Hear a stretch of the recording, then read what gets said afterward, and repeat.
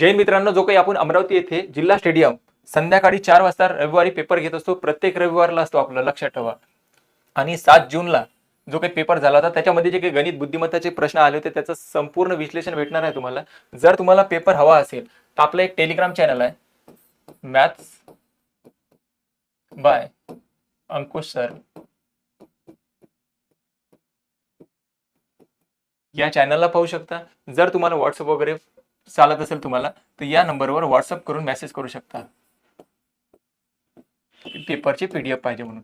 तुम्ही बाहेर गावाचे असेल काही विद्यार्थ्यांना भेटून जाणार, किंवा अमरावतीतले असेल तर त्यांनी या जरूर पेपरला याच. ठीक आहे. तर पहिलाच प्रश्न होता आपला हा पहिलाच प्रश्न होता. एका संख्येस 11 ने गुणाकार केल्यास ती संख्या 180 ने तितकीच जास्त होते, तितकीच जी प्रारंभिक 180 हून कमी होती ती संख्या माहिती करा आपल्याला.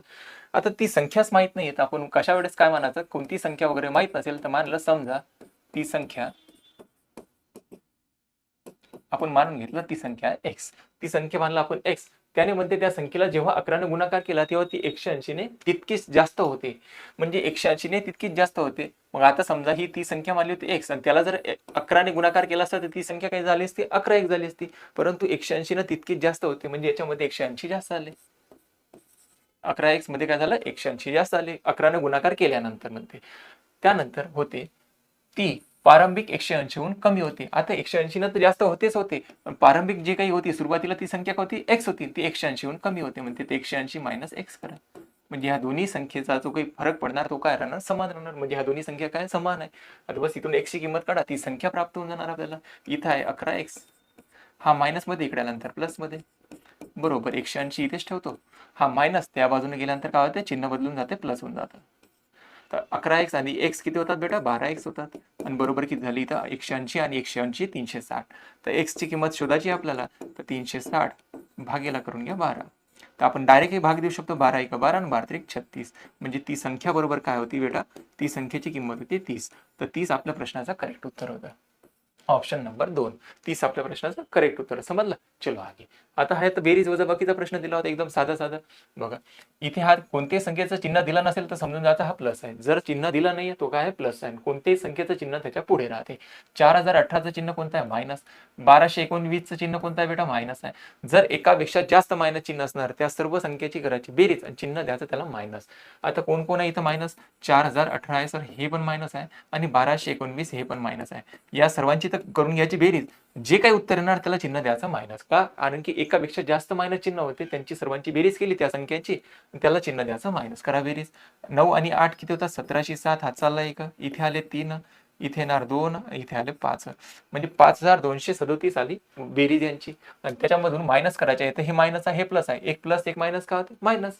तर 8125 मधून मायनस करायचे बेटा 5237. तर पहा इथं मायनस करायचा, हा प्लस आहे, तर जे काही उत्तर येणार ते प्लस मध्येच येणार, कारण की ही संख्या लहान आहे, ही संख्या मोठी आहे. तर मोठ्या संख्येचं चिन्ह देत असतो आपण. 15 मधून 7 मायनस झाले तर किती राहणार, इथून 5 मधून तर 7 होणार नाही मायनस, मग आपल्याला म्हणायला लागेल 15. 15 मधून 7 मायनस झाले किती राहतात बेटा, 8 राहतात. एका स्थानी 8 असला पाहिजे. तर ऑप्शन वाल्यांना सर्वच एका स्थानी काय दिले, 8 दिले. तर मग आपल्याला पुढे जावंच लागेल. हातचा परत दिला आपण. 2 मधून 3 आणि 1 4 मायनस होत नाही, सॉरी 4 मायनस होत नाही, म्हणून आपण म्हणणार 12. 12 मधून 4 मायनस झाले किती राहतात, 8. हातचा परत दिला. इथे 1 मधून 2 आणि 3 मायनस होत नाही, म्हणून 11 मधून 3 मायनस झाले किती राहते, 8. 888 असले पाहिजे शेवट, इथेच आहे. तर हेच ऑप्शन आपलं बरोबर असेल. हातचा परत दिला, इथे राहणार 2. म्हणजे आपलं फायनल उत्तर किती राहणार, 2888. 2888 ऑप्शन नंबर 2. चलो आता इथे विचारलं आपल्याला मसावी किती, 1.75 दिलाय, नंतर दिलाय 5.6, नंतर दिलाय 7. या संख्येमध्ये पॉईंटच नाहीये. जेव्हाही आपल्याला पॉईंट वगैरेचा लसावी मसावी काढायचा असेल ना, तर आपण काय करायचं, हे पॉईंटची भानगड पहिले निपटून टाकायची. काय आहे इथे पॉईंट नंतर किती संख्या आहे, इथे सर पाहिलं तर पॉईंट नंतर 2 संख्या, इथे पॉईंट नंतर 1 संख्या, आणि इथे तर पॉईंट नाहीच आहे. आता यांना सर्वांना सारखं करण्यासाठी काय करावं लागेल, की पॉईंट नंतर प्रत्येकामध्ये 2-2 घरं पाहिजे, म्हणजे पॉईंट नंतर 2-2 संख्या पाहिजे. इथे सर 1-2 पॉईंट नंतर 2 संख्या आहे ना, इथे आपण पॉईंट नंतर 2 संख्या करून टाकू, 1 0 वाढवून टाकू. आणि इथे पॉईंट वगैरे नाही दिला, इथे पॉईंट ठेवला, 2 0 वाढवून टाकायचे. बघा काही विद्यार्थी काय करणार, या 7च्या आधी लावणार नाही, आपल्याला संख्येची किंमत वाढवायची आहे म्हणून 0 त्याच्या नंतर लावावं लागतं. ठीक आहे, परत बघा एकदा मी काय केलं सांगतो. इथे बघा पॉईंट नंतर 2 संख्या, इथे पॉईंट नंतर 1 संख्या, इथे तर पॉईंट नाहीच आहे सर. या सर्वांना सारखा करायचा म्हणजे पॉईंट नंतर सर्वांमध्ये सारखे अंक आले पाहिजे. इथे पॉईंट नंतर 2 संख्या आहे ना सर, तिथे 1 0 वाढवून टाका. इथे पॉईंट नंतर 2 संख्या झाल्या आणि इथे पॉईंट नाही आता पॉईंट ठेवला आणि 2 0 वाढवून टाका.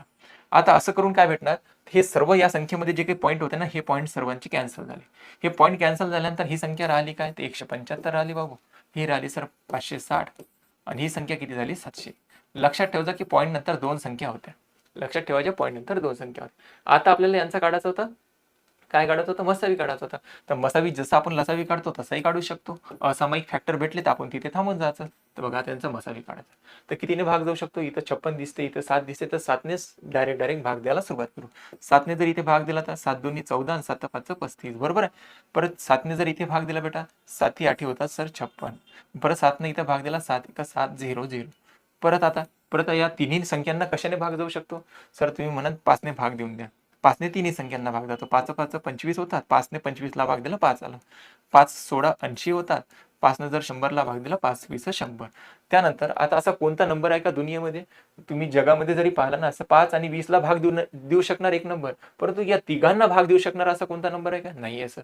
असं कुठे मार्केटमध्ये फिरले तुम्हाला असं कोणती संख्या नाही भेटेल जिथे 15 16 20 ला भाग देऊ शकते. ठीक आहे ना.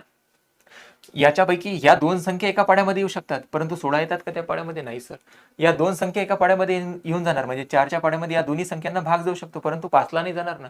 आपलं म्हणणं आहे की सर्व संख्यांना भाग गेला पाहिजे. आता मग या गोष्टीला काय म्हटलं जाते, इथे 5 आले, इथे 16 आले, इथे 20 आले, म्हणजे प्रत्येक संख्या वेगवेगळ्या पाड्यात आल्या. तर याला म्हटलं ते असामायिक संख्या. त्याच्या आधी कोणत्या कोणत्या संख्येनं भाग दिला होता, त्यांचा घराचा गुणाकार तो राहणार आपला मसावी. तर 7 5 किती होणार 35, तर 35 राहणार अहो मसावी बरोबर आपला 35. परंतु इथे पॉईंट होता, मसावी किती आला 35 आला. जर लसावी काढायचा असते ना, आपण पुढे गेलो असतो, परंतु मसावीच काढायचा होता. असामायिक संख्या जशा प्राप्त झाल्या तर त्याच्या आधी ज्या संख्येने आपण भागलो होतो त्यांचा करायचा गुणाकार तो राहणार आपला मसावी. मसावी आला आपला 35. इथे पॉईंट नंतर आपण 2 संख्या केल्या होत्या, तर यामध्ये पण पॉईंट नंतर 2 संख्या द्यायच्या, 1 आणि 1 2. तर पॉईंट येणार इथं, तर 0.35 आपलं उत्तर राहणार. तर 0.35 आपलं करेक्ट उत्तर आहे. ठीक आहे. बघा, एका आयताच्या कर्णाची लांबी दिली आहे 26 मीटर आणि लांबी दिली आहे 24 मीटर. त्या आयताची रुंदी विचारलं आपल्याला किती असेल. ठीक आहे. बघा, हा एक आयत झाला बेटा आणि त्याचा दिलाय कर्ण. कर्णाची लांबी दिली आपल्याला, मानून घे हा डायगोनल आहे त्याचा, हा झाला त्याचा कर्ण. या कर्णाची लांबी दिली आपल्याला 26 मीटर, याला म्हटलं जरा कर्ण 26 मीटर. हा झाला काटकोन त्रिकोण, म्हणजे हा 90 अंशाचा कोन आहे आणि त्याची लांबी किती दिली आहे 24 मीटर. विचारलं त्याची रुंदी किती असेल, म्हणजे ही रुंदी शोधायची आहे. तर रुंदी आपल्याला माहित नाही आहे, विचारलं याची रुंदी किती. जर आपण याला 2 पद्धतीने सॉल्व्ह करू शकतो, एक तर पायथागोरसच्या नियमानुसार हाईट शोधू शकतो याची, नाही तर दुसरा काय पर्याय, ते कर्ण काढण्यासाठी आपल्याला आयताचा जर कर्ण शोधायचा आहे तर डायरेक्ट एक सूत्र आहे. कर्ण काढत असेल तर वर्गमुळामध्ये लांबीचा वर्ग करायचा बेटा प्लस करायचा उंचीचा वर्ग, म्हणजे जे काही रुंदी दिली आहे त्याचा वर्ग. इथं आयतामध्ये आयताच्या कर्णाची लांबी जर शोधायची असेल तर डायरेक्ट आपण कसं काढू शकतो, इथे तर डायरेक्ट आपण पायथागोरसच्या नियमानुसार काढू शकू, परंतु आपल्याला कर्ण शोधायचा असेल तर नियम काय, आयताचा कर्ण काढायचा आहे तर वर्गमुळामध्ये लांबीचा वर्ग अधिक रुंदीचा वर्ग. तर बघत त्या पद्धतीने काढून दाखवतो, नंतर डायरेक्ट काढून दाखवणार. 26 लिहिले इथे बरोबर. इथे वर्गमुळामध्ये लांबी किती आहे भाऊ, लांबी आहे सर 24. 24चा वर्ग प्लस रुंदीचा पण वर्ग असते बेटा, रुंदीचा काय असते वर्ग असते. आता होते काय, तर हा रूट कॅन्सल करतो, तर याला वर्गमूळ लावून देणार मी. तर 26चा वर्ग म्हटलं तर किती होते बेटा 676 होतं. 26चा वर्ग बघा, हा रूट कॅन्सल केला तर बरोबर चिन्हाची या बाजून आल्यानंतर काय होणार, तो पॉवर बनेल कोणाची, तर हा कॅन्सल केला इकडे आला. इथे काय राहिला बेटा 24चा वर्ग. 24चा वर्ग येते तुम्हाला, तो किती येते 576 येते सर, प्लस रुंदीचा वर्ग आपल्याला माहित नाही या रुंदी किती आहे, तर रुंदीचा वर्ग आपण तसंच ठेवू. ठीक आहे, इथपर्यंत क्लिअर. त्याच्यानंतर कर्ण दिलाच होता ना आपल्याला, तर 576 या बाजून आल्यानंतर काय होणार, 676 मधून 576 मायनस झाले, बरोबर येणार रुंदी आणि त्याचाही काय येणार वर्ग येणार. तर किती राहते राजा इथं 100 राहता सर, बरोबर रुंदीचा इथं वर्ग आहे. तर आता हा वर्ग कॅन्सल करतो, याला वर्गमुळामध्ये येऊन जाणार, तो इथला वर्ग कॅन्सल झाला तर इकडे वर्ग बनतं, वर्गमूळ चिन्ह बनतं बरोबर. हा कशाचा वर्ग आहे 10चा वर्ग आहे सर. मग रुंदीची लांबी बरोबर जी काही रुंदी निघाली आपली ती किती निघाली 10, तर ही आहे भाऊ 10. अशा पद्धतीने आपण शोधू शकलो असतो. इथं झालं या फॉर्म्युल्यानुसार. लक्षात ठेवायचं कधी कधी हे फॉर्म्युला आपल्या कामात पडते. जेवढे मी फॉर्म्युले सांगत तेवढे लक्ष ठेवा, कामात पडतं आपलं. हे तर झालं आपण अशा पद्धतीने शोधलं. तर दुसरी आणखी काय मेथड असते, तर दुसरी आणखी अशी मेथड असते, तुम्हाला जर ट्रिपलेट माहीत असते तर मग काय करायचं, यांचा रेशो काढायचा. याचा रेशो जर काढला तर 2ने जर भाग दिला तर सर इथं किती येतात 12, आणि 2ने जर इथं भाग दिला तर इथं किती येणार 13. तर एक ट्रिपलेट आहे 5, 12, 13 असं एक ट्रिपलेट आहे. हे पायथागोरसचं काय ट्रिपलेट आहे. तर बघा हे 12 आहे सर, इथे 13 पण आहे, आणि आता आपल्याला 5 म्हणजे ही बाजू किती असणार 5 असणार. तर या 12ची ही किती पट झाली, सॉरी 12ची ही किती पट झाली सर, दुप्पट झाली. 13ची ही किती पट झाली, दुप्पट झाली. तर 5ची दुप्पट किती येणार, 5ची दुप्पट येणार सर 10. तर बघा आपण डायरेक्ट शोधू शकलो असतं याची लांबी किती आहे 10. ठीक आहे, असंही नाही आलं तर आणखी दुसरा नियम आहे पायथागोरसचा, कर्णाचा वर्ग बरोबर पायाचा उंचीचा वर्ग असंही काढू शकतो. पण डायरेक्ट आयतामध्ये जर आपल्याला कर्ण विचारलं तर अशा फॉर्मॅटमध्ये आपण उत्तर काढायचं. चला आगे. एक व्यक्ती प्रवाहाच्या दिशेने 12 किमी 3 तासामध्ये, प्रवाहाच्या विरुद्ध दिशेने 6 किमी 2 तासामध्ये नाव चालवतो. प्रवाहाचा वेग विचारला आपल्याला किती. देखो बाबू,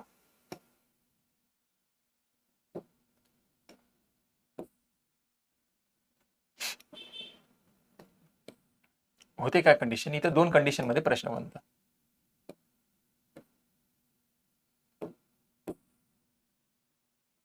दोन कंडिशन मध्ये प्रश्न बनतो. तर कसा, याला म्हणतो मी बोट, याला म्हणतो मी बोट.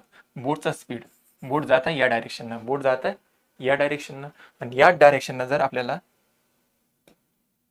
पाणी जात असेल, या डायरेक्शन आपण काय करू, पाणी दाखवू. थांबा, या डायरेक्शननं पाणी जात आहे, बोटही याच बाजूने जात आहे आणि पाणी याच बाजूने जात आहे. 2 मिनिटं लक्षात घ्या. आणि याचा स्पीड आहे डब्ल्यू, वॉटरचा स्पीड आहे डब्ल्यू. बोटही या डायरेक्शननं जात आहे आणि पाणी या डायरेक्शननं जात आहे. याला म्हटलं की ही कंडिशन झाली प्रवाहाच्या दिशेनं. प्रवाहाच्या दिशेने,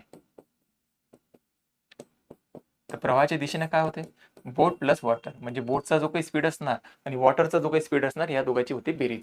याला म्हटलं ते प्रवाहाच्या दिशेनं. याच्याच व्यतिरिक्त आणखी एक दुसरी कंडिशन होते. कोणती कंडिशन होती बेटा, तर सॉरी का, याच्याच व्यतिरिक्त आणखी एक दुसरी कंडिशन राहते. बोट जात आहे या बाजूनं, याला मी बी म्हणतो, बोटचा स्पीड बी म्हणतो. त्याच्यानंतर वॉटर दाखवून देऊ आता आपण, वॉटर जात आहे या डायरेक्शनला, याचा स्पीड आपण डब्ल्यू मानू. वॉटर जात आहे या बाजूने, याचा स्पीड डब्ल्यू मानून, डब्ल्यू किलोमीटर पर आवर्स आणि बी किलोमीटर पर आवर्स. आता बोट जात आहे या बाजूनं आणि वॉटर जात आहे या बाजूने, याला म्हटलं ते प्रवाहाच्या विरुद्ध दिशेनं. प्रवाहाच्या विरुद्ध, प्रवाहाच्या विरुद्ध काय होते बेटा, तर बोट मायनस वॉटर, जो काही बोटचा स्पीड असणार आणि जो काही वॉटरचा स्पीड असणार या दोघांची काय होते वजाबाकी होते, आणि तो पण किलोमीटर पर आवर्स मध्ये असला पाहिजे. बघा पाणी या दिशेनं जात आहे, बोट पण या दिशेनं जात आहे, तर दोन्ही स्पीडची काय होणार बेरीज, म्हणजे बोटचा स्पीड आणि वॉटरचा स्पीड या दोघांची बेरीज. आणि पाणी या दिशेनं जात आहे आणि बोट या दिशेनं जात आहे, याला प्रवाहाच्या विरुद्ध दिशेनं म्हणणार वाक्यामध्ये, तेव्हा बोट प्लस वॉटर, बोट मायनस वॉटर करायचा. ठीक आहे, बोटचा स्पीड मायनस वॉटरचा स्पीड. या आता इथे एक व्यक्ती प्रवाहाच्या दिशेने म्हणते 12 किलोमीटर 3 तासात, प्रवाहाच्या दिशेने, प्रवाहाच्या दिशेने म्हटलं तर काय होते बेटा, बोट प्लस वॉटर, म्हणजे त्या व्यक्तीचा बोट प्लस वॉटर स्पीड दिला आपल्याला. 12 किलोमीटर किती तासात जाते, 3 तासामध्ये. एका तासामध्ये किती असणार त्याचं स्पीड, एका तासामध्ये आहे 4 किलोमीटर पर आवर्स. ठीक आहे, 4 किलोमीटर पर आवर. त्यानंतर प्रवाहाच्या विरुद्ध, हे म्हटलं तर प्रवाहाच्या विरुद्ध, तर प्रवाहाच्या विरुद्ध काय असते, बोट मायनस वॉटर असते सर. प्रवाहाच्या विरुद्ध त्याचा 6 किलोमीटरचं अंतर, किती किलोमीटर, 6 किलोमीटर 2 तासामध्ये जातो म्हणते. एका तासात किती राहणार मग, एका तासात राहणार 3 किलोमीटर पर आवर्स. म्हणजे प्रवाहाच्या विरुद्ध दिशेनं कंडिशन ही झाली 3 किलोमीटर पर आवर्स आणि प्रवाहाच्या दिशेनं 4 किलोमीटर पर आवर. आता इथून आपण बोटचा आणि वॉटरचा स्पीड काढू शकतो. बघा हा मायनस हा प्लस ते कॅन्सल झाले, तर इथे आलं 2b बरोबर, या दोघांची बेरीज जर केली किती ते 7, तर बी बरोबर किती येणार बाबू, 7/2. तर बोटचा स्पीड बरोबर किती आला, तर 7ला जर 2 भाग दिला तर बोटचा स्पीड येणार 3.5 किलोमीटर पर आवर. परंतु आपल्याला बोटचा विचारला, कशाचा विचारला, त्याने विचारला प्रवाहाचा वेग किती. प्रवाह म्हणजे काय असतं, वॉटर, वॉटरचा स्पीड विचारला, तर बोटचा स्पीड आला सर 3.5 किलोमीटर पर. तर ठेवून द्या, कोणत्याही समीकरणामध्ये ठेवा, मी पहिल्या समीकरणामध्ये ठेवतो. बोट प्लस वॉटर बरोबर किती दिलं आपल्याला, बरोबर आहे सर 4. तर बोटचा स्पीड किती निघाला 3.5, प्लस वॉटरचा स्पीड काढायचा आहे आपल्याला, बरोबर आहे 4. आता तुम्ही सांगू शकता तर 3.5 जर 4 मधून मायनस झाले तर वॉटरचा स्पीड किती राहणार 0.5 किलोमीटर पर आवर. तर त्याने विचारलं होतं की वॉटरचा स्पीड किती आहे, प्रवाहाचा वेग किती, तर 0.5 किलोमीटर पर आवर. हे आपल्या प्रश्नाचं करेक्ट उत्तर राहणार. चला आगे. 920 मध्ये लहानात लहान काय मिळवले असता आलेली बेरीज एक पूर्ण वर्ग संख्या असली पाहिजे. पूर्ण वर्ग संख्या असली पाहिजे. या 920 मध्ये काय मिळू, म्हणजे ती एक संख्या काय असली पाहिजे, पूर्ण वर्ग. तर 920च्या जवळ पूर्ण वर्ग बनण्यासाठी 920च्या जवळपास कोणती संख्या त्याचा वर्ग येऊ शकतो. तर तुम्ही म्हणा सर 31चा जर वर्ग केला ना तर 31चा वर्ग होते 961 आणि हा 920च्या जवळपास आहे, बरोबर. तर आपल्याला जेव्हाही कधी असा प्रश्न येणार तर या संख्येच्या पेक्षा मोठा त्याच्यामध्ये मिळवायचे आहे ना, तर या संख्येपेक्षा मोठी पूर्ण वर्ग संख्या शोधायची, म्हणजे त्याच्या लगभग जवळपास येऊ शकतं. तर 30चा वर्ग केला तर 900 होते, बरोबर का, परंतु आपल्याला याच्यामध्ये मिळवायचे आहे. तर सर या 920 पेक्षा सर्वात मोठे म्हणजे याच्या जवळपास येते 31चा वर्ग. 31चा वर्ग किती येतो 961 येतो सर. मग आता या 920 मध्ये किती ऍड करू म्हणजे 961 तयार होऊन जाणार. तुम्ही म्हणा सर 41 ऍड करून टाका. जर याच्यामध्ये 920 मध्ये जर 41 मिळवले तर 961 होणार आणि ती एक पूर्ण वर्ग संख्या तयार होईल. आपल्याला तेच विचारलं तर बेरीज एक पूर्ण वर्ग संख्या असेल तर यामध्ये काय मिळवावं लागेल, 920 मध्ये 41 मिळवावं लागेल, बरोबर. ती जी काही बेरीज आहे ना ती संख्या काय असणार, पूर्ण वर्ग. ठीक आहे, चला आगे नेक्स्ट. एखाद्या संख्येचे एक 3/4 चा 2/5 जर 176 आहे तर ती संख्या सांगा कोणती. एका संख्येचा, आता आपल्याला ती संख्या माहित नाही तर आपण मानलं ती संख्या x आहे आणि त्याचा म्हणते तो 3/4 म्हणजे 3/4 आणि परत चा म्हटलं ना, कुठेही प्रश्नामध्ये चा चे म्हटलं तर गुणाकार वापरायचा आणि किती म्हटलं 2/5 आणि बरोबर किती दिली याची किंमत 174. तर विचारलं ती संख्या सांगा कोणती आहे.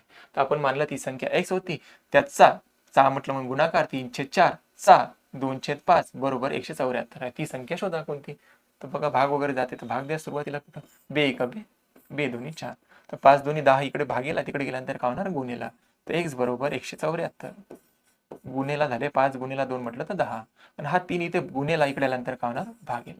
तर 3 एका 3, 3 5 15, 3 8 24, 58 गुणेला 10 बरोबर किती येणार, ती संख्या बरोबर येते सर 580. तर 580 आपल्या प्रश्नाचं योग्य उत्तर आहे. 580 ऑप्शन नंबर 2. चलो नेक्स्ट. आता 2250 मिलीचे 450 मिलीशी गुणोत्तर सांगायचं आपल्याला किती. तर दोन्ही मिली मिली आहे, तर मग काही प्रमाण आपल्याला एकसारखं दिलं आहे तर डायरेक्ट आपल्याला रेशो काढायचा होता. 2250 यांचा रेशो काढायचा आहे 450 मिलीशी. तर गुणोत्तर जेव्हाही विचारलं जाते तर अशी संख्या शोधायची की या दोघांना पण भाग देऊ शकते. तर सर यांचा तर पहिले सुरुवातीला 0 कॅन्सल करा, म्हणजे दोन्ही संख्येला कशाने भाग दिला, 10 ने भाग दिला. आता यांना 5 ने भाग जाऊ शकतो तर भाग द्या मग 5 ने, 5 चोक 20, 5 5 25, इथे 5 ने भाग दिला, सॉरी 5 9 किती येतात 45. आता परत भाग जातो का बेटा, हो सर यात परत भाग जाऊ शकतो. 9 1 9, 9 अशी संख्या या दोघांना भाग देऊ शकतो. 9 1 9, 9 5 45. यांचा रेशो विचारला तर किती येणार 5/1 आहे ऑप्शन, ऑप्शन नंबर 3 सी. चलो नेक्स्ट. 24 बॅट, इथं बॅट आहे काय, 24 बॅट आणि 32 हॉकी स्टिक यांची एकूण किंमत दिली आहे 8400. तर 3 बॅट आणि 4 हॉकी स्टिकची किंमत विचारलं किती.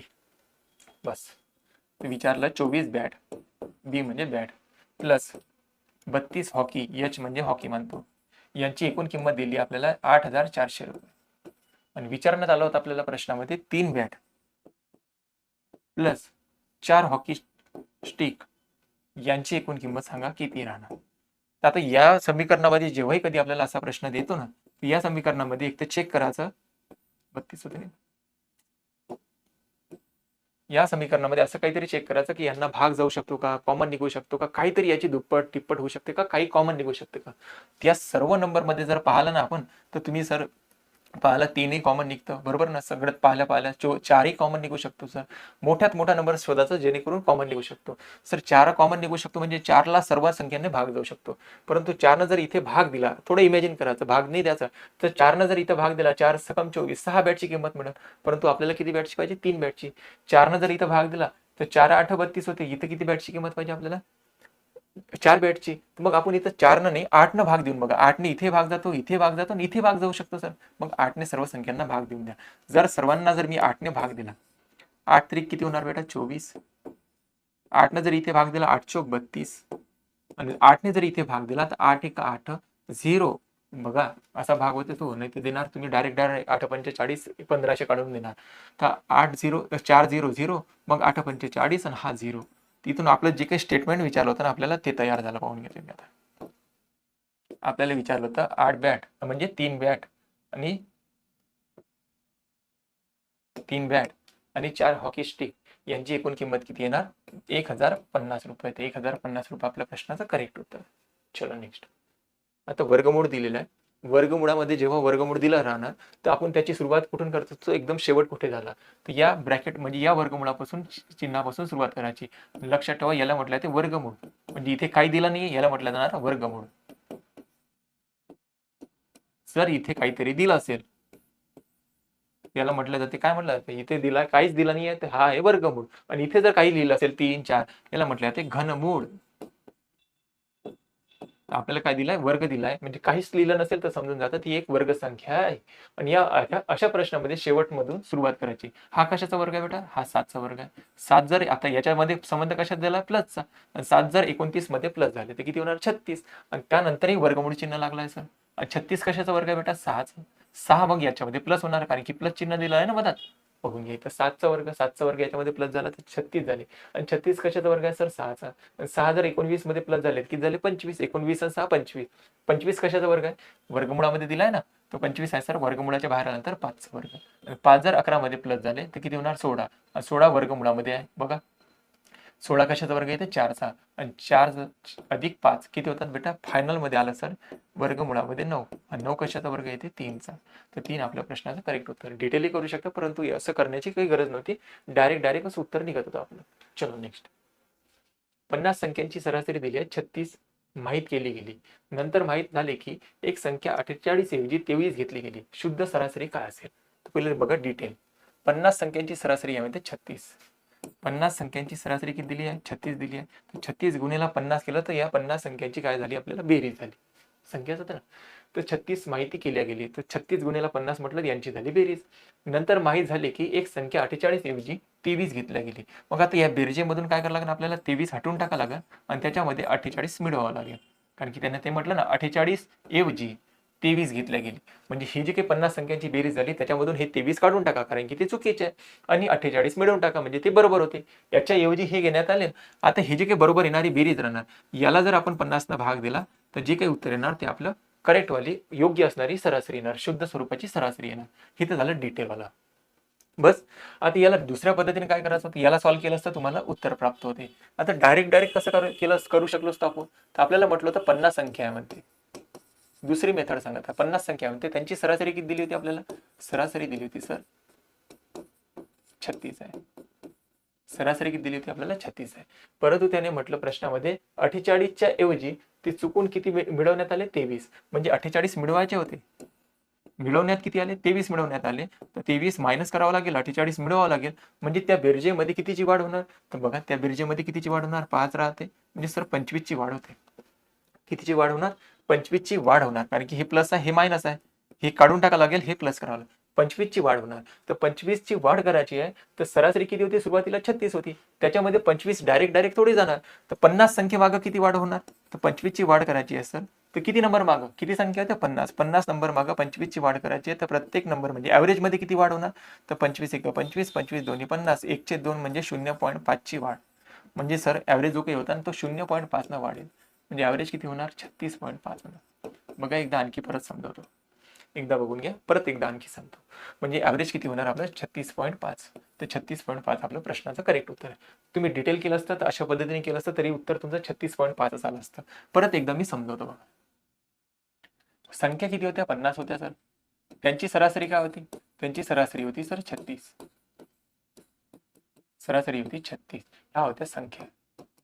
आता झालं असं म्हणते एका संख्येमध्ये त्याच्यामध्ये 48 मिळवायचे होते. हे प्लस करायचे होते परंतु चुकून काय करण्यात आले? 23. मग आपण काय करणार? जे चुकीचे होते ते काढून टाका, जे बरोबर आहे ते मिळवून टाकणार. मग त्यामुळे फरक काय पडला? तर या सरासरीमध्ये 25 गुण मिळवायचे आहे. 25 गुण काय करायचे? मिळवायचे आहे. परंतु 25 असं थोडी करणार की 50 मधला एखादा विद्यार्थ्याचा पेपर घेणार त्याच्यात 25 गुण टाकून देणार. नाही, असं नाही होऊ शकणार. हे जे काही 25 ची वाढ झाली हे प्रत्येक विद्यार्थ्यांवर त्याचा इफेक्ट पडेल. म्हणजे ॲव्हरेज मध्ये फरक पडेल. तर 25 ची वाढ करायची आहे. किती लोकांमागे करायची आहे? तर सर 25 ची वाढ थांबणार आहे. 25 ची वाढ करायची किती विद्यार्थ्यांमागं, तर 50 विद्यार्थ्यांमागं. तर ॲव्हरेज किती वाढ होणार, त्याला 50 भाग देऊन द्या. तर 25 एक 25, 25 दोन्ही 50, 1/2 म्हणजे 0.5 ची वाढ करून टाका सरासरीमध्ये. म्हणजे सरासरीमध्ये 0.5 ची काय होणार, वाढ होणार. सरासरी होती किती, सरासरी होती 36, त्याच्यामध्ये 0.5 ची वाढ झाली. म्हणजे नवीनवाली सरासरी किती आहे, करेक्टवाली शुद्ध स्वरूपाची सरासरी किती आहे, 36.5. ठीक आहे, चला आगे. 50 पेक्षा कमी आणि 3च्या सर्व धनात्मक गुणकाची बेरीज किती असेल. 50 पेक्षा कमी आणि 3च्या सर्व धनात्मक गुणकाची बेरीज किती असेल. बघा 50 पेक्षा कमी म्हणते, तर 50 पेक्षा कमी पाहिजे आपल्याला. तर पहिली तर आहे 3 आहे, बरोबर. पहिली आहे सर 3 आहे, त्याच्यानंतर कोण आहे 6 आहे, त्याच्यानंतर कोण आहे 9 आहे. 3 न भाग जाणार आहे ना, 3 पेक्षा 50 पेक्षा कमी 3च्या सर्व धनात्मक गुणकाची. धनात्मक म्हणजे काय, तर पॉझिटिव्ह नंबर. त्याच्यानंतर येणार सर 12. आणि 50 पेक्षा कमी म्हटलं तर 50 पेक्षा कमी म्हटलं तर सर्वात लहान कोणती, म्हणजे 50च्या आतमध्ये कोण येणार, 3 न भाग जाणार नाही. 50ला तर भाग जात नाही, 3 न भाग जातो का नाही. तर 50च्या आधी कोण येणार सर, 48 येणार, जिला आपल्याला 3 न भाग जाऊ शकतो. आता यांची विचारलं आपल्याला बेरीज. आता पाहून घ्या तुम्ही, इथे बेरीज करायची यांची सर्वांची. इथे 3 आहे, इथं 6 आहे, इथं 9 आहे, इथं 12, 15, असं 18, असं चालणार 48 पर्यंत. तर या सर्व नंबरमध्ये जर पाहायला आपण 3 कॉमन दिसते, तर मी 3 कॉमन काढला. प्रत्येक नंबरमधून 3 जर कॉमन काढला तर इथे किती राहणार बेटा, 1 राहणार. प्लस इथे किती राहणार, 2. 3 तर कॉमन निघून गेला ना. इथे किती राहणार, 3. इथे किती राहणार, 4. असंच करत करत इथे पुढं. इथे जर 3 कॉमन काढला तर 3 ने याला भाग द्या. 3 1 3, 3 6 18, 16 त्रिक 48. बरोबर. 3 काय केलं, प्रत्येक नंबर मधून आपण कॉमन काढून घेतला. आता 1 2 3 4 5 6 7 असं 16 पर्यंतच्या नंबरची बेरीज करायची आहे. तर या नंबरला पाहून आपल्याला आठवलं असेल तर ह्या क्रमागत नैसर्गिक संख्या आहे सर.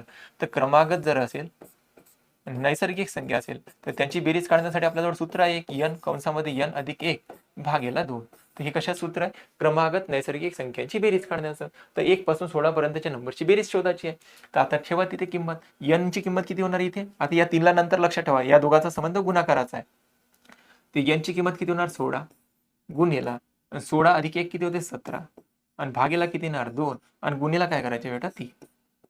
आपल्याला बेरीज मिळून जाणार 3 पासून 48 पर्यंतच्या नंबरची. तर भाग द्या इथं. तर 2 1 2, 2 8 16, बरोबर ना. 8 त्रिक झाले 24. 24 गुणेला करायचे आपल्याला 17. 24 गुणेला 17. आणि इथे पाहू शकता तुम्ही 7 चोक किती होतं, 28. एकक स्थानी काय आला पाहिजे, 8 आला पाहिजे. बाकी इकडे काहीतरी नंबर येणार. तर एकक स्थानी 8 एकाच ऑप्शन मध्ये दिले, 408. या जर गुणाकार करण्याच्या आधी आपण ऑप्शनवर नजर मारली असते तर आपलं उत्तर निघून गेलं असतं. काही गरज नाही आहे या दोघांचा गुणाकार. तर आपल्याला माहित झालं याचं एकक स्थान काय आहे, 4 आहे. याचं एकक स्थान काय, 7. 7 गुणेला 4 म्हटलं तर काय होते, 28 होते. एकक स्थानी प्रत्येक वेळी एकक स्थानी काय येणार आहे, 8 येणार आहे. ते एकक स्थानी 8 असणारच आपला ऑप्शन राहणार. तिथे एकक स्थानी 8 नाही आहे, इथे नाही आहे, इथे नाही आहे. तर याच ऑप्शन मध्ये एकक स्थानी 8 आहे. तर हा गुणाकार किती येणार, 408. बिंदास राहायचं, येणार असते. चलो ठीक आहे. जर म्हटलं 8चा घातांक x अधिक 1 बरोबर दिलाय 64. विचारलं 3चा घातांक 2x अधिक 1 याची किंमत किती. सुरुवातीला याला आपण फोड करू. 8चा घातांक दिलाय सर x अधिक 1 आणि बरोबर दिलाय 64. या 64ला मी काय करतो, 8चा वर्ग लिहू शकतो. 8चा वर्ग म्हणजे काय होते बेटा, 64च होते. ते हे करून काय मिळालं, जर दोघांचा पाया समान असेल, जर दोघांचा पाया समान असेल, इथं पाया समान, जर दोघांचा पाया समान असेल, इथे काही लिहून टाका, n लिहा तुम्ही, तरी n लिहिला तरी चालतं. जर दोघांचा बेस समान आहे तर बेस समान आहे तर यांची पॉवर पण समान राहते. जर यांचा पाया समान असेल तर त्यांची पॉवर पण समान राहते. तर बघा इथे 8 आहे, इथे 8 आहे, दोघांचा बेस समान आहे तर यांची पॉवर पण समान राहणार. म्हणजे x अधिक 1 बरोबर किती होणार, 2. एक मायनस मध्ये तिकडे गेल्यानंतर इकडे प्लस मध्ये इकडे गेल्यानंतर मायनस मध्ये. तर x बरोबर काय होणार, 2 मधून 1 मायनस झाला. तर x ची किंमत किती निघाली राजा, x ची किंमत निघाली 1. x बरोबर आला 1. आता किंमत इथे ठेवा. तर आपल्याला दिलं होतं 3x, 3चा घातांक 2x अधिक 1. तर x ची किंमत किती आली, 1 आली सर. तर 3 गुणेला 3चा घातांक 2 गुणेला 1 आणि प्लस करणार 1. सुरुवातीला करायचा गुणाकार, गडबड नका करू. 2 म्हणा, 2 आणि 2 4 करून टाकणार, असं नका करू. सुरुवातीला गुणाकार, 2 गुणेला 1 2, 2 आणि 1 किती होणार, 3. आणि 3चा घातांक 3 म्हणजे किती होते राजा, 27. तर आपल्या प्रश्नाचं उत्तर किती येणार, 27. चलो आगे. नाही बघा, फळाच्या विक्रीत मध्ये 30% घट केल्यावर त्याच्या विक्रीत 40% वाढ होते. ह्याने विक्री किमतीवर काय फरक पडेल बघा. इथे लिहायची किंमत आणि इथे लिहितो मी विक्री. आता 30%ने घट होते, 30%ची घट करायची, सॉरी, तर 30%ची फ्रॅक्शन किंमत किती होणार बाबू, तर 30%ची फ्रॅक्शन किंमत काढायची आहे सर. तर ही लिहिले 30 आणि याला पर्सेंट लागला म्हणून भागेला करायचे 100. दिले 30 आणि 30ला पर्सेंट लागला म्हणून भागेला 100 येणार. तर 0 ने 0 कॅन्सल झाला, तर या गोष्टीचा असा अर्थ होणार 310. हे झाली याची पर्सेंटेज फ्रॅक्शन किंमत. म्हणजे सुरुवातीला किंमत जर 10 होती, सुरुवातीला जी काही किंमत मानली आपण, हे सुरुवातीला त्याची किंमत 10 होती, तर त्याच्यामध्ये 30%ची घट झाली. तर 10चा 30% काढला ना, तर उत्तर येते 3ची घट झाली. म्हणजे आता जी काही किंमत आहे ती 3 कमी झाली. म्हणजे 10 होती, त्याच्यामध्ये 30% कमी झाली, म्हणजे 3 कमी झाली. तर आता किती झाली किंमत? 7 रुपये. म्हणजे सुरुवातीला फळाची किंमत 10 रुपये होती, तर आता किती आहे? 7 रुपये. त्याच्यामुळे विक्रीत काय झालं म्हणते? 40% वाढ झाली. तर 40%चे फ्रॅक्शन किती होते?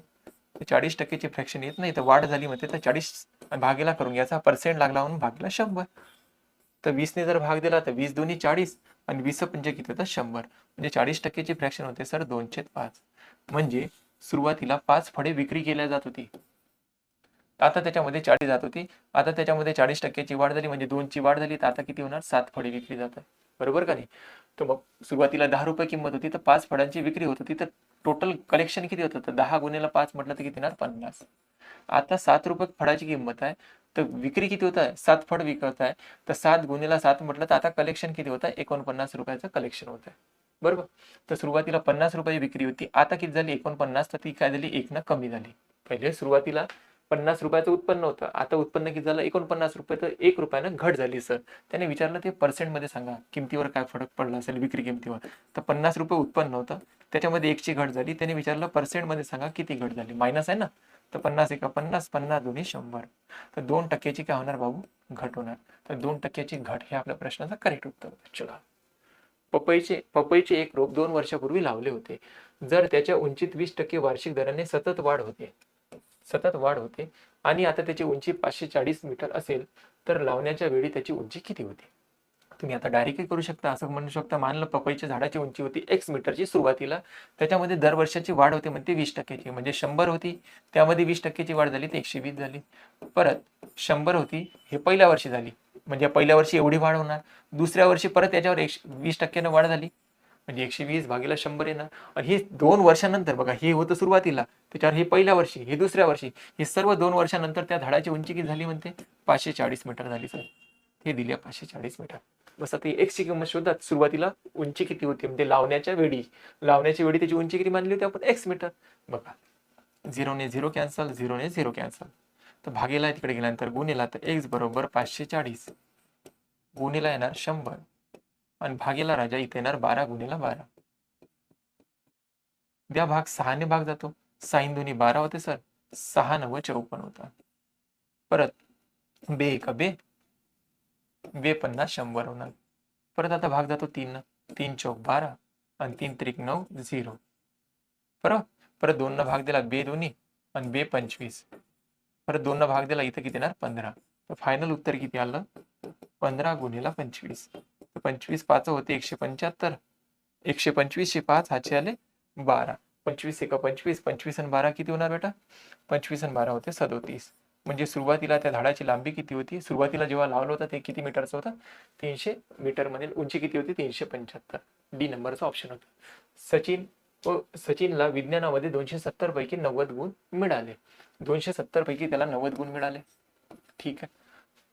परीक्षेत उत्तीर्ण गुण 40% आहे. म्हणजे परीक्षेत जर पास व्हायचं असेल तर उत्तीर्ण गुणसंख्या किती आहे? 40%. म्हणजे 240चा 270 होतो, सॉरी, 270चे 40% मिळायला पाहिजे. हे उत्तीर्ण म्हणजे पासिंग आहे. बॉर्डरीवर पास होण्यासाठी किती पाहिजे? 40% पाहिजे. आणि 270 मार्काचा विज्ञानचा पेपर होता, त्याचं 40% पाहिजे. त्याचे 40% किती होते राजा? 0 0 कॅन्सल, हा 0 0 कॅन्सल. 7 चौक 28, 8 हातचे आले 2. 4 दोन्ही 10, 8 8 आणि 2 किती होते? 10. म्हणजे 108 गुण पाहिजे होते. तर त्याला प्राप्त किती झाले? 90 गुण. आणि उत्तीर्ण गुण यांचे गुणोत्तर विचारलं. आता प्राप्त गुण किती आहे? 90. आणि त्याला उत्तीर्ण असणारी गुणसंख्या किती आहे? 108. आता यांचा विचारला आपल्याला रेशो किती असेल, यांचं विचारलं गुणोत्तर किती. आणि ऑप्शनवर थोडं नजर मारा, कारण की ते आपल्याला सोपी जरी वाटत असेल, ऑप्शन मध्ये फिरवून टाकलं. जर यांना 2 भाग दिला, मी 2 भाग दिल्यानंतर इथं किती होणार? 45 त्याचे अर्धे. आणि 2 जर इथे भाग दिला तर 2 पंच 10 आणि 2 चौक 8. तर 45 आणि 54 याच्या नंतर काही ऑप्शन दिला आहे का आपल्याला? नाही आहे सर.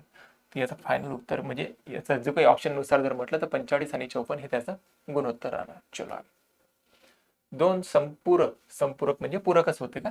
संपूरक कोण 13 आणि 5 या प्रमाणात आहे, तर या सर्वात मोठ्या कोणाचं माप शोधा किती येणार. संपूरक कोणाच्या मापाची बेरीज किती असते, म्हणजेच पूरक. संपूरक कोणाच्या मापाची बेरीज असते सर,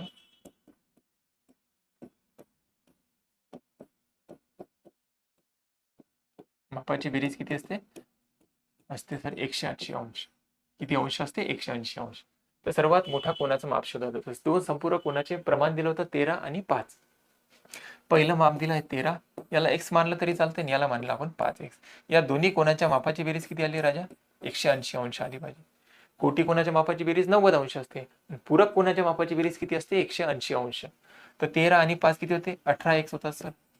आणि बरोबर किती आहे, यांची बेरीज आली पाहिजे 180 अंश. या दोन्ही कोणाच्या मापाची बेरीज 180 अंश. तर x ची किंमत किती येणार, तर x ची किंमत येणार 180 भागेला 18. 18 ना 18 कॅन्सल झाला, x बरोबर किती आला 10. तर x ची किंमत आली 10 अंश. आपल्याला विचारलं मोठ्या कोणाचं माप किती, तर सर्वात मोठा कोण दिसते 13. तर एका x ची किंमत किती आली 10. तर 10 गुणिले 13 म्हटलं तर किती होते 130. तर सर्वात मोठ्या कोणाच्या मापाची बेरीज किती आहे, 130. नेक्स्ट, एकूण 9 पुस्तकांमध्ये पहिल्या 5 पुस्तकाच्या पानांच्या संख्यांची सरासरी दिली आहे 430. शेवटच्या 5 पुस्तकांच्या पानांची सरासरी दिली आहे 380. सर्व 9 पुस्तकाच्या पानांची सरासरी दिली आहे 400. तर 5व्या पुस्तकाला पानांची संख्या किती असेल म्हणते. तर 9 पुस्तकांमध्ये पहिल्या 5 पुस्तकांच्या पानांची संख्यांची सरासरी दिली आहे 430. तर 430 गुणिला करून घ्या आपण 5. तर या 5 पुस्तकांना टोटल किती पाने आहे, एकूण पानांची संख्या मिळते. तर 5 0 0, 5 त्रिक 15, 5 हात चला 1, 5 चोक 20, 20 आणि 1 21. म्हणजे 2150 पान आहे पहिल्या 5 पुस्तकांना. शेवटच्या 5 पुस्तकांच्या पानांची सरासरी दिली आहे 380. तर 380 गुणिला करा 5. म्हणजे या शेवटच्या 5 पुस्तकाला एकूण किती पाने आहे, तर 5 0 0, 5 8 40 0, वाचाले 4, 5 त्रिक 15 आणि 15 4 होते 19. बरोबर आहे काय, 1900 पाने. त्याच्यानंतर म्हटलं त्याने सर्व 9 पुस्तकाच्या पानांची सरासरी दिली आहे 400. म्हणजे टोटल जर 9 पुस्तकांच्या पानाची सरासरी पाहिलं तर ती येते म्हणते 400. तर 400 गुणिला 9 जर केलं तर या 9 पुस्तकांना टोटल किती पाने आहे, 9 चौक होते 36, 3600 पाने आहे टोटल. इथे हे 5 पुस्तक आणि हे 5 पुस्तक म्हणजे टोटल किती पुस्तक होणार, 10 पुस्तक होणार सर. 10 पुस्तकांचे जर पानं पाहिले आपण 0, इथे येणार 5, इथं 9 1 10 0, हात चला 1, 2 आणि 2 किती होतात 4. म्हणजे 10 पुस्तकाला एकूण पानांची संख्या किती आली, 4050 आली. आणि 9 पुस्तकाला एकूण पानांची संख्या किती आली बाबू, 3600 आली. आता तुम्ही विचार करू शकता, 10 पुस्तकाच्या पानामधून 9 पुस्तकाचे पानं जर मायनस केले तर एका पुस्तकाचे पानं शिल्लक राहणार. तर आपल्याला एकाच पुस्तकाचे पाहिजे होते 4050 मधून 3600 काढून टाका, 3600 पानं. तर जे काही पुस्तक शिल्लक राहणार 5वं जे काही पुस्तक राहणार त्याला असणाऱ्या पानाची संख्या मिळून जाते. इथं राहते 0 5, 10 मधून 6 महिने झाले तर 4, हाचा परत दिला 0.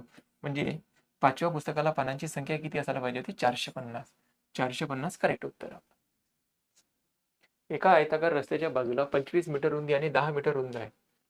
यावर डांबर लावण्याचा खर्च प्रति मीटरला 20 रुपये. तर एकूण किती खर्च येईल. मग आयताकृती रस्ता आहे म्हणते, हा एक रस्ता असेल, त्याची बाजू दिली आहे 25 मीटर आणि 10 मीटर. आता याच्यावर टाकायचं डांबर, इस्पे बिछाना है भाऊ डांबर. याचं विचारलं आपल्याला 20 रुपये प्रति मीटर ना किती खर्च येणार. सुरुवातीला तर हा एरिया शोधायचा आहे ना आपल्याला, हा एरिया शोधायचा आहे. तर लांबी गुणिला रुंदी, आयताचा एरिया निघून जाते म्हणजे क्षेत्रफळ. तर 25 गुणिला 10 म्हटलं तर टोटल क्षेत्रफळ किती आलं याचं, तर टोटल क्षेत्रफळ आलं सर 250. आता प्रति मीटरला किती आला खर्च, 20 रुपये. त्याला गुणिला 20 करून घ्या, टोटल खर्च येऊन जाते 2 0 हे आणि 25 दोन्ही किती तर 50. म्हणजे 5000 रुपये खर्च राहणार. किती लागणार खर्च, 5000 रुपये. चलो नेक्स्ट.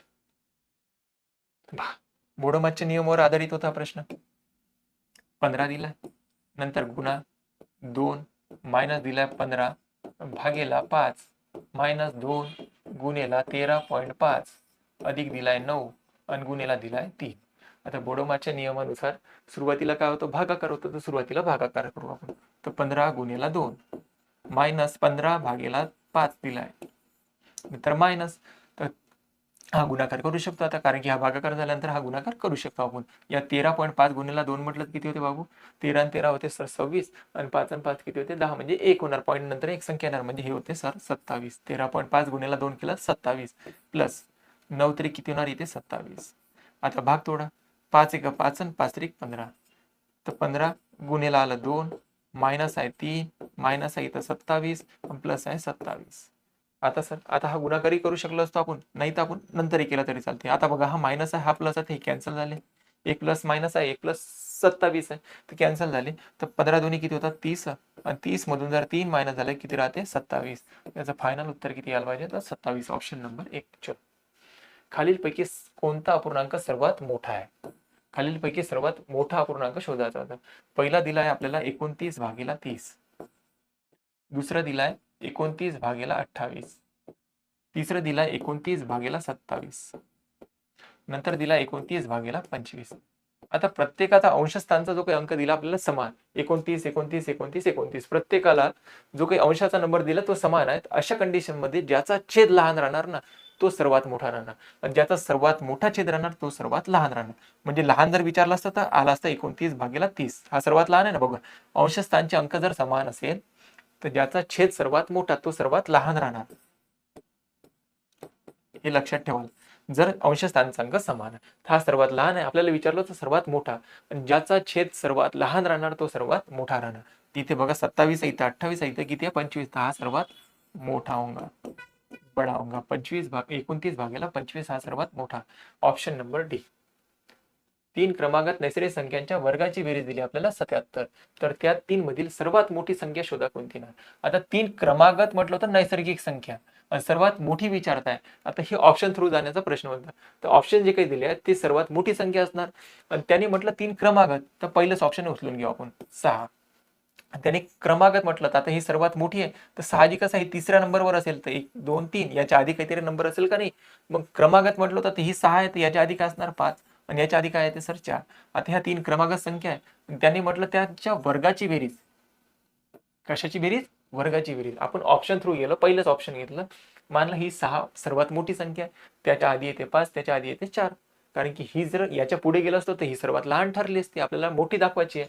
तर जे काही ऑप्शन दिले आहे ते आपण मोठेच मानलं आपण पहिली संख्या म्हणजे मोठी संख्या आहे 6, त्याच्या आधी येते 5, त्याच्या आधी येते सर 4. आता यांच्या वर्गाची बेरीज करायची आपल्याला, आणि ती आली पाहिजे 77. तर 6चा वर्ग किती होते 36, 5चा वर्ग किती होते 25, आणि 4चा वर्ग होते 16. यांची जर बेरीज 77 आली तर आपलं काम फिक्स आहे, नाही तर आपल्याला दुसऱ्या ऑप्शनला जावं लागेल. तर 6 आणि 5 11, 11 आणि 7 6 किती ते 17, 17शी 7 हात चालला 1, 3 आणि 1 4, 4 आणि 2 6, 6 आणि 1 7. यांच्याच वर्गाची बेरीज बरोबर 77 आली. तर त्याने विचारलं सर्वात मोठी संख्या कोणती, तर ऑप्शन नंबर 1. कधी असे प्रश्न आपण ऑप्शन थ्रू जायचं. 2 चौरसाचे क्षेत्रफळ दिले 225 आणि 256 प्रमाणात आहे, त्यांच्या परिमितीचे गुणोत्तर किती. यांचे जे काही बाजू राहते बाबू लक्षात ठेवायचं, बाजू आणि परिमिती यांचे प्रमाण जे काही राहते, यांचे प्रमाण समान राहते. जर बाजूचं प्रमाण माहित झालं तर परिमितीचं प्रमाण त्याच्या समान राहणार, परिमितीचं जे काही प्रमाण राहणार ते बाजूचं प्रमाण राहणार. तर इथं क्षेत्रफळ दिलाय चौरसाचं क्षेत्रफळ काय असते, बाजूचा वर्ग असते. म्हणजे हे जे काही एरिया दिलाय आपल्याला, हा काय असणार कोणत्या तरी संख्येचा वर्ग राहणार. तिथून आपण साईड काढू शकलो असतो, त्याची काय काढू शकलो असतो, बाजू काढू शकलो असतो. तर मग वर्गमुळामध्ये यांना ठेवून द्या, कारण की बाजूचा वर्ग म्हणजे काय असते क्षेत्रफळ. तर याची बाजू किती येणार सर, तर यांना वर्गमूळमध्ये ठेवून द्या. तर ही कशाचा वर्ग आहे 15चा, आणि हा कशाचा वर्ग आहे बेटा 16चा वर्ग आहे. ती निघाली यांची बाजू. बाजूचे पण काय निघाले बेटा, प्रमाण निघालं. आणि आता विचारलं होतं आपल्याला परिमितीचे प्रमाण सांगा किती, तर आताच लिहिलं आपण बाजू आणि परिमितीचे यांचे प्रमाण काय असते, समान असते. तर जे बाजूचं प्रमाण आहे तेच परिमितीचं प्रमाण राहणार. तर 15 16 आपल्या प्रश्नाचं करेक्ट उत्तर आहे, 16 15 नाही. 2 अंकी एक संख्या अशी आहे की जिच्या एकक स्थानच्या अंकाची 11 पट मध्ये दशक स्थानच्या अंकाची दुप्पट मिळवली तर ती संख्या प्राप्त होते, तर ती संख्या कोणती. जेवढी ऑप्शन दिली आहे ना ते आपल्याला ऑप्शन चेक करावं लागेल, कारण की त्याने आता प्रश्न थोडा वेगळा विचारला. 2 अंकी संख्या म्हणते, पहिलंच ऑप्शन घेऊ आपण. त्याच्यामध्ये म्हटलं काय ते लक्षात ठेवा. एकक स्थानच्या अंकाची 11 पट करायची, एकक स्थानच्या अंकाची 11 पट करायची आहे, आणि दशक स्थानच्या अंकाची दुप्पट करायची आहे. एकक स्थानच्या अंकाची 11 पट करायची, याची 11 पट केली तर किती होते, एकक स्थानच्या अंकाची 11 पट करायची आहे, म्हणजे हा एकक स्थान आहे, याची करायची 11 पट, 11 8 किती होते 88, आणि त्याच्यामध्ये दशक स्थानच्या अंकाची दुप्पट मिळवायची आहे म्हणते. तर याची दुप्पट केली तर किती होते 4 2 8. हे जर मिळवली तर 30 संख्या प्राप्त झाली पाहिजे, म्हणजे 48 प्राप्त होते का, नाही होत. म्हणजे हे ऑप्शन कटलं. दुसरं ऑप्शन घ्या 86. एकक स्थानच्या अंकाची 11 पट करा. 11 सक किती होते? 66 होतात. पण याची दुप्पट करा. याची दुप्पट करा. दशक स्थानच्या अंकाची दुप्पट करायची आहे. तर याची दुप्पट होते सर 16. पण या दोघांची जर बेरीज केली तर आपल्याला 86 मिळाली पाहिजे. 6 6 12 2 हातचा एक नाही होत तयार. हे किती होतात? 82 तयार होतात. म्हणजे हे पण ऑप्शन गेला. हे नाहीये, हे नाहीये. या 73 वर एकक स्थानच्या अंकाची 11 पट, याची 11 पट केली तर सर 33 होते. आणि याची दुप्पट करायची आहे. किती होते? 7 2 14. या दोघांची जर बेरीज केली 73 येते का? नाही येत सर. 7 आले आणि इथे 4 आले, 47. म्हणजे हे पण ऑप्शन गेला. ऑप्शन तर हे असायलाच पाहिजे मग आता 54. तर याची करा 11 पट, हे झाली सर 44. त्याच्यानंतर याची करा दुप्पट, ती किती होते? 10. या दोघांची जर बेरीज केली तर 30 संख्या प्राप्त होते का? नाही होत. बरोबर 54च प्राप्त झाले ना. म्हणजे ऑप्शन नंबर 4 आपल्या प्रश्नाचं करेक्ट उत्तर होतं. आता विचारलं या कोणत्या संख्येचा घन आहे? घनमुळामध्ये दिलाय तर ही कोणत्या संख्येचा घन आहे? तर घन ओळखायचं आपल्याला 12,167. जेव्हाही आपल्याला घन शोधायचा असेल, काय शोधायचं आहे? घन. तर शेवटची किती अंकी संख्या असो, शेवटचे 3 अंकांचा विचार करायचा. 2 अंकी म्हणजे शेवटच्या 3 अंकाचा विचार करायचा. जरी 5 अंकी, 6 अंकी, 7 अंकी, कितीही अंकी संख्या असो, त्याचे शेवटचे 3 अंक शोधायचे. त्यामध्ये पण पाहायचं की कोणती अशी संख्या आहे त्याच्या घनाचे एकक, म्हणजे त्याचंही पाहायचं त्याच्या एकक स्थानचा अंक काय. तर एकक स्थानचा अंक आहे सर 7. तर अशी कोणती घनसंख्या त्याच्या एकक स्थानी घन जर केला तर 7 येऊ शकते. तर 3चा घन जर केला ना सर 7 येते त्याच्या एकक स्थानी. मग या 3 नंबरचं काम समाप्त झालं. आपण 3 लिहून घेतलं. 7 बघितला, त्याला पाहून आपण समजलं की त्या संख्येच्या एकक स्थानी काय येणार आहे? 3 येणार आहे. तर ठीक आहे इथपर्यंत. आता जे काही शिल्लक राहिला आहे आपल्याकडे, आता शिल्लक किती राहिलं? 12. आता ही 12 ही संख्या अशी कोणती संख्या आहे त्याचा घन या 12च्या जवळ येते? तर तुम्ही म्हणाल सर 2चा घन केला तर 8 आणि 3चा घन केला 27 होते. तर 2चा घन सर याच्या जवळ येतो. म्हणजे 2 लिहिले इथं. तर 23चा घन आहे बाबू. हे कशाचा घन आहे? ही संख्या जी काही दिली होती आपल्याला, ही कशाचा घन आहे? 23चा. अशा पद्धतीने बघा. आता इथून आता बुद्धिमत्तेचे प्रश्न सुरू झाले आपले. खालील संख्या मालिकेत पूर्ण करणारे प्रश्नार्थ चिन्हाच्या जागी कोणती संख्या आहे? 126 आणि नंतर दिला 127. सुरुवातीला तर आपण याच्यात वाढ होत आहे, 1 ची वाढ होत आहे. नंतर याच्यामध्ये सर 27 आणि 131 याच्यामध्ये कितीची वाढ झाली सर? 4 ची वाढ झाली. त्याच्यानंतर 131 आणि 140 याच्यामध्ये कितीची वाढ झाली सर? 9 ची वाढ झाली. जसं इथं दिसला 1 4 9, म्हणजे हे तर सर वर्ग आहे. मग हा 1चा आहे, हा 2चा, हा 3चा. त्याच्यानंतर या दोघांमध्ये पाहिलं तर 4चा वर्ग आहे सर 16. बरोबर. या दोघांमध्ये जर फरक पाहिला 16 आले. या दोघांमध्ये फरक किती आला पाहिजे? मग 4चा वर्गानंतर काय येणार? 5चा वर्ग येणार, म्हणजे 25. तर 156 मध्ये 25 जर ऍड केले 6 आणि 5 किती होते? 11. एकक स्थानी 1 असला पाहिजे. इथंच आहे. लुप्त संख्या शोधायची होती. 81 दिलाय, नंतर क्वेश्चन मार्क दिलाय, नंतर 9 आहे, नंतर 3 आहे, नंतर 1 आहे. जेव्हाही आपल्याला इथून काही लिंक लागत नसेल ना, तर आपण शेवटपासून सुरुवात करायची. बघा 81 नंतर डायरेक्ट प्रश्नार्थक चिन्ह दिलं तर आपल्याला काही समजत नाहीये. तर मग अशा वेळेस प्रश्नाची सुरुवात आपण उलट करायचं. तर 1 नंतर 3 आहे, नंतर 9 आहे. तर 1 गुणिला जर 3 केलं बाबू तर 3 होतात. मग परत 3 गुणिला जर मी 3 केलं तर किती होतात? 9 होतात सर. आहे 9 इथं. परत 9 गुणिला जर मी 3 केलं तर काय होणार आहे बेटा? 27 होणार सर. इथे आले समजा आपण म्हणलं 27 आहे. मग 27 गुणिला परत जर 3 केलं तर 27 3 किती ते बाबू? 81 होतात सर. तर आपलं सॅटिस्फाय झाली कंडिशन. म्हणजे आपल्याला इथे सुरुवातपासून लिंक नाही लागली तर आपण शेवटपासून सुरुवात करायची. बघा 1 गुणिला 3 म्हटलं तर 3 येतात. 3 गुणिला 3 म्हटलं तर 9 येतात.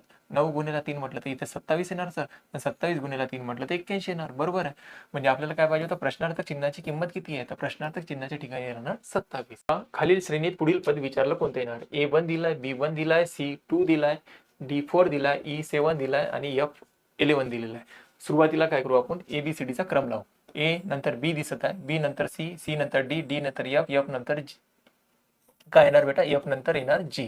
तर इथे जी ने तर सुरुवात व्हायला पाहिजे होती. हा नाही आहे, हा नाही आहे, सुरुवातीला जी नाही आहे. तर दोन ऑप्शन मध्ये जी आहे.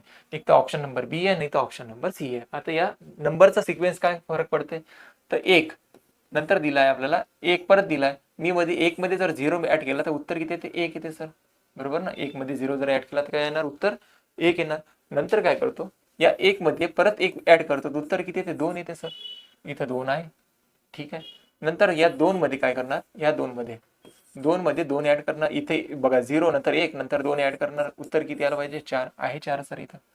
नंतर या 4 मध्ये काय करणार? इथं 2 ऍड केले तर नाही, इथं 3 ऍड केले तर काय होणार? प्राप्त होते आपल्याला 7. लागला सर. 7 इथे क्रम आहे.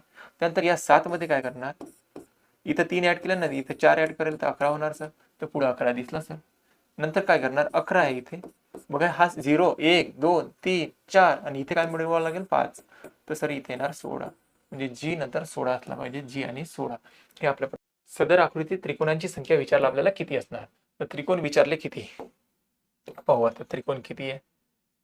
सुरुवातीला काय करू आपण, त्याला नंबर देऊन द्यायचे. हा एक दिसते, दुसरा, हा तिसरा, हा चौथा, हा पाचवा, नंतर हा 6वा, 7वा, 8वा, हा 9वा. हे तर झाले सर 9. हे तर पूर्ण पूर्ण डोळ्यांना दिसत आहे 9 आहे म्हणून. त्याच्यानंतर हा एक बा 9 एक काय झाले बेटा 10 झाले. हा एक मोठा 10वा. 10व्या नंतर आणखी एक दाखवतो बघा. 10 नंतर हा जो काही आहे हा एक 11वा. हा झाला सर 11वा त्रिकोण. त्यानंतर और एक आहे 11 झाले सर. त्यानंतर हा एक 12. हा एक त्रिकोण झाला 12. आणखी एक त्रिकोण आहे बेटा. आणखी कोणता आहे तर 12 आणि एक हा एक 13. 13च्या व्यतिरिक्त इथं त्रिकोण नाही आहे. तर ऑप्शन नंबर 4 हे आपल्या प्रश्नाचं करेक्ट उत्तर आहे. 13 त्रिकोण आहे इथं. चलो नेक्स्ट और आगे बढ़ो. 3D5 नंतर 6G8 दिलाय. संबंध आहे तर याच विचारलं कशाची संबंध येणार. 3 नंतर D दिलाय, नंतर दिलाय 5, नंतर 6 आहे बाबू 6 आहे, नंतर दिलाय G, नंतर दिलाय 8. आता याच्यामध्ये आपल्याला सिक्वेन्स संबंध जोडायचा होता. 9 आहे, नंतर J आहे, 11 आहे. तर याचा संबंध कोणाशी जोडायला लागेल आपल्याला. तर इथं पहा 3 आहे आणि इथं 6 दिलाय. तर 3 मध्ये 3 ऍड केले तर 6 होते सर. आणि 5 मध्ये जर 3 ऍड केले तर किती होते बाबू 8 होते. तर असंच करून बघू आपण. 9 मध्ये जर 3 ऍड केले तर किती होणार 12 होणार सर. 12 ने सुरुवात झाली पाहिजे. इथे 12 नाही आहे, इथे 12 नाही आहे, इथे 12 नाही आहे. ऑप्शन नंबर तर डायरेक्टच येऊन जातं उत्तर. ठीक आहे ना. चलो आगे. एका वाहन तळावरील स्कूटरच्या पुढे 26 आणि मागे मध्ये 9 वाहने असले तिथे एकूण किती वाहने असतील. आता एक स्कूटर आहे बाबू. स्कूटरच्या पुढे याच्या पुढे 26 वाहन आहे आणि त्याच्या मागे याच्या खाली 9 वाहने आहे. तर विचारलं येथे एकूण किती वाहने आहे. आता एक मधात स्कूटर आहे, याच्या पुढे किती आहे 26 आहे. म्हणजे याच्या पुढे 26 आहे आणि याच्या नंतर किती आहे मागं किती आहे 9 आहे. तर विचारलं एकूण वाहनांची संख्या सांगा किती. तर 26 आणि हे एक स्कूटर आणि त्याच्यामध्ये हे 9. 9 ने किती तर 10, 10 6 किती तर 36. एकूण वाहनांची संख्या किती असायला पाहिजे तिथं 36. 36 ऑप्शन नंबर 4. आणि कोणापेक्षा बेटा बी पेक्षा. तर बी दाखवणार मोठा. बी पेक्षा ठेंगणा आहे कोण. ए हा बी पेक्षा ठेंगणा आहे. झाला हा ठेंगणा. त्याच्यानंतर सी हा ए पेक्षा ठेंगणा आहे. सी जो काही आहे हा ए पेक्षा पण ठेंगणा दाखवायचा आहे. ते इथे लिहिला आपण. त्याच्यापेक्षा ठेंगणा दाखवायचा आहे तर इथे दाखवून देऊ आपण सी ला. कोणापेक्षा फक्त ए पेक्षा ठेंगणा दाखवायचा आहे. कोणापेक्षा ए पेक्षा ठेंगणा झाला. त्याच्यानंतर ई हा सर्वात ठेंगणा आहे. तर बघू हा ई हा सर्वात ठेंगणा आहे तर म्हणजे ई येणार शेवटच्या क्रमानंच.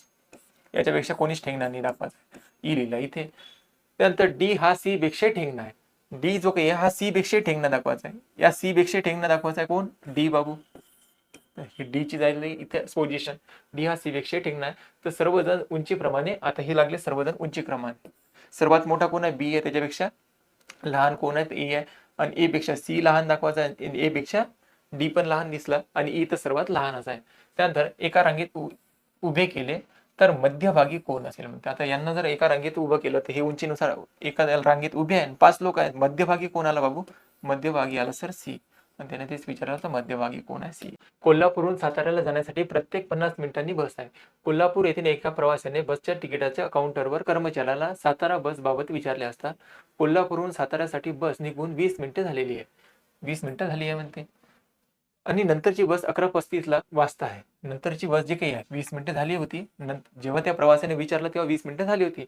नंतरची त्याला वेळ सांगितली की 11:35 पुढची बस आहे असे सांगितले. तर प्रवाशाने किती वाजता चौकशी केली होती असं विचारलं होतं. आणि प्रत्येक 50 मिनिटानं बस आहे. तर 11:35 पुढची बस आहे.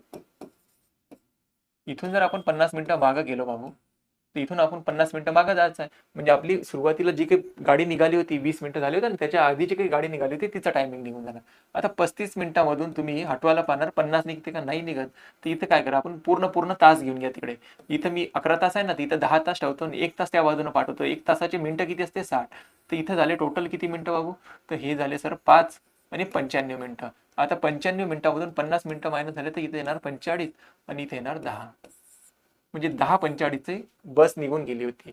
आणि तो जेव्हा प्रवासी गेला तेव्हा 20 मिनिटे झाली असून आताच त्याने म्हटलं तर 20 मिनिटं झाली. म्हणजे 10:55 बस होती याच्या आधीची बरोबर ना. 11:35 आहे पुढची बस. त्याच्या आधी 50 मिनिटं आधी एक बस निघून गेली होती तर ती निघाली असेल 10:55. आणि जेव्हा त्या प्रवाशानं विचारलं तेव्हा 20 मिनिटं झाली होती. तर विचारलं की आपल्याला प्रवाशानं किती वाजता विचारलं असेल, तर याच्यामध्ये 20 मिनिटं ऍड करून टाका तुम्ही बाबा. तर इथं जर 20 मिनिटं ऍड केलं तर हे किती होणार 5, हे होणार 65. आणि कधी 65 मिनिटं वाजत असते का घड्याळीत? नाही सर, 1 मिनिटं या बाजूने पाठवून द्या तुम्ही. आता काय करा, 65 झाले नाही, तर 65 म्हणजे काय होणार 1 तास. 1 तास म्हणजे इथे एक 5 मिनिटच राहणार. आणखी नाही समजत असेल तर तुम्हाला आणखी समजतं. हे झाले सर 65 मिनिटं इथं. अशी कधीतरी घड्याळ वाजत असते का 10-65 होत असते का घड्याळीमध्ये? नाही सर, आपण तर पाहिले 10-60 पर्यंतच काम आहे. तर इथं 65 मिनिटं झाले, तर 1 तास मी या बाजूने जर पाठवला तर इथं किती होणार 11 तास होणार सर. आणि इथं किती शिल्लक राहणार 0.5 म्हणजे 5 मिनिटं शिल्लक राहणार. म्हणजे त्या प्रवासानं जेव्हा काही विचारपूस केली होती तेव्हा किती वाजले होते? 11 वाजून 5 मिनिटं झाले होते. आणि आपल्याला तेच विचारलं तर प्रवासाने कधी चौकशी केली होती? 11:05. बघा आणखी एकदा, 11:35 बस होती पुढची, 50 मिनिटानं दर 50 मिनिटानं बस होती. तर 11:35 बस होती, त्याच्यामधून 50 मिनिटं मायनस जर केले तर जे काही ती बस गेली होती सुरुवातीची ती किती वाजता गेली होती? 10:45 गेली होती. जेव्हा तो काउंटरवर गेला तेव्हा त्याने म्हटलं तर 20 मिनिटं झाले म्हणते बस निघून. तर मग 11:45 बस होती, 20 मिनिटं झालेली आहे बस निघून. तर म्हणजे त्या प्रवाशाने कधी चौकशी केली असेल सर? 10:65 चौकशी केली. आता 10:65 वाजत तरी असते का? तर आपण याच्यातले 60 मिनिटं या बाजूने पाठवले. 60 मिनिटं म्हणजे 1 तास. इथं 10 तास होते, इथं झाले 11 तास. आणि इथे राहिले सर 5 मिनिटं शिल्लक. म्हणजे 11 वाजून 5 मिनिटांनी त्या प्रवासाने विचारपूस केली होती की बा साताऱ्याची बस किती वाजता आहे. तर आपलं उत्तर किती राहणार? Option number 4. चला आगे. ठीक, 8 वाजता आरशातील किती वाजले दिसतात? तर जेव्हाही आपल्याला आरशातली प्रतिमा काढायची तर 11:60 मधून मायनस करायची. तर 8 तास दिले आहे, तर 8 वाजताची वेळ मायनस करून टाका. तर इथं राहणार 3:60. आणि 3:60 म्हणजे किती होते? 3 तास. आणि हा 1 तास म्हणजे किती वाजले असेल? 4 तास. चलो आगे. काल गुरुवार होता, उद्या 15 तारीख आहे, तर पुढच्या शनिवारी कोणती तारीख आहे? एक क्रम लक्षात ठेवा. आज, नंतर येते बाबू उद्या, आणि उद्या नंतर येते परवा. आज, उद्या, परवा, म्हणजे आजचा दिवस, उद्याचा दिवस आणि परवाचा दिवस, असा हा क्रम. आणि त्याच्या मागे पण येते, याच्या मागे याला आपण काल पण म्हणू शकतो. कोणी कोणी लोक उद्या पण म्हणते. याच्या आधी काय राहणार? परवा. आजच्या आधीचा दिवस काल पण म्हणते, परवा पण म्हणते, म्हणजे उद्या पण म्हटलं जाते. आता आपल्याला काय दिलाय? काल गुरुवार होता, म्हणजे हा जो काही दिवस दिला हा दिलाय गुरुवार. ठीक आहे. उद्या 15 तारीख आहे, तर उद्या किती तारीख आहे म्हणते भाऊ? 15 तारीख आहे. तर उद्या 15 तारीख आहे, तर काल गुरुवार होता, तर आज कोणता वार असणार? शुक्रवार असणार. आणि नंतर उद्या कोणता वार असणार? शनिवार असणार सर. आणि इथं दिली आहे 15 तारीख, तर इथे किती राहणार? 14 तारीख. आणि इथे किती राहणार भाऊ? 13 तारीख. तर आता विचारलं काय आपल्याला?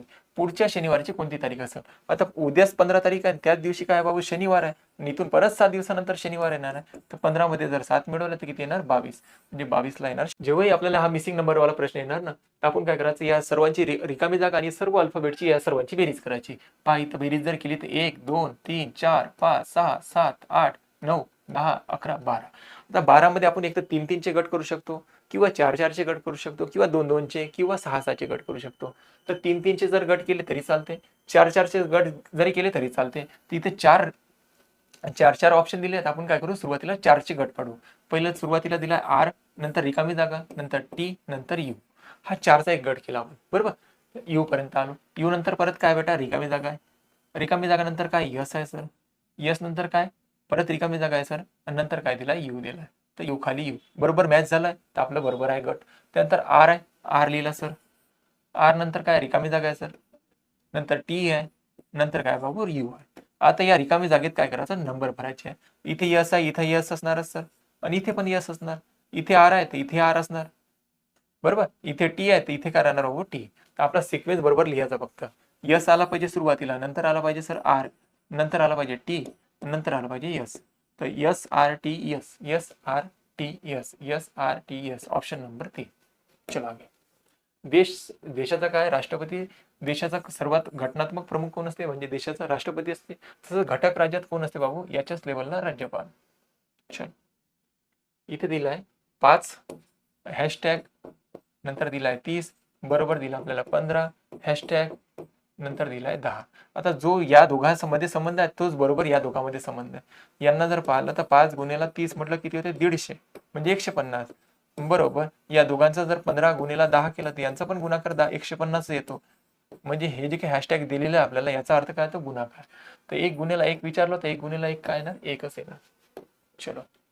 6 इंच बाजू असलेल्या घनाचे ठोकळे घेऊन त्याहून सर्व बाजूंच्या निळा रंग दिला. त्यानंतर त्यापासून 1 इंच बाजू असलेले घनाकृती ठोकळे कापून तयार केल्यास एकूण किती घनाकृती ठोकळे तयार होतील?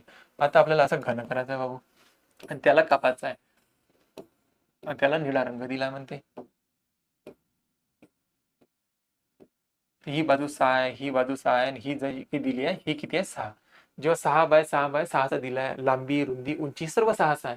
त्याच्यापासून घनाचे ठोकळे तयार करायचे तर आपण याचा करून याचा घन तेवढेच तुकडे तयार होणार. 6 गुणिला 6 गुणिला 6, 6चा 36, 36चा घन, 6चा वर्ग किती? 6चा घन किती ते बाबू? 6चा घन येते सर 216. तर किती घनाचे तुकडे होणार? सारखे घनाचे तुकडे करायचे होते ना, 216 घन. बघा चुकीची संख्या निवडायची होती. 6 आहे, नंतर 3 आहे, नंतर 6 आहे, नंतर 11 आहे, नंतर 15 आहे, नंतर 21, 28. तर 3 मध्ये जर आपण 3 ऍड केले, 3 मध्ये जर 3 ऍड केले तर किती होते बाबू? 6 होतं. 3 आहे, नंतर 6 आहे, नंतर 11, नंतर 15, 21, 28. या 3 मध्ये जर 3 प्लस केले तर किती होते सर? 3 मध्ये 3 प्लस केले तर होते 6. 6 मध्ये जर आपण प्लस केले तर मग 11 होणार आपल्याकडे. तर 11 मध्ये जर आपण 4 प्लस केले तर किती होते सर? 15 होते. इथं सिक्वेन्स तर गडबड होऊन आला ना. इथे 3 आलं, नंतर 5 आलं, नंतर डायरेक्ट 4 आलं. तर आपल्याला गडबड कुठं झाली? तर 6 मध्ये आपल्याला 5 नाही मिळवावं लागेल सर. तर 6 मध्ये जर आपण 4 मिळवलं ना, तर 4 जर मिळवले तर इथे किती झाले? मग 10 होणार. 6 मध्ये जर 4 ऍड केले तर आपल्याला किती झाले? 10. आणि 10 मध्ये जर 5 मायनस प्लस केलं तर किती होते? 15 होते सर. तर हा सिक्वेन्स आपला बरोबर लागते.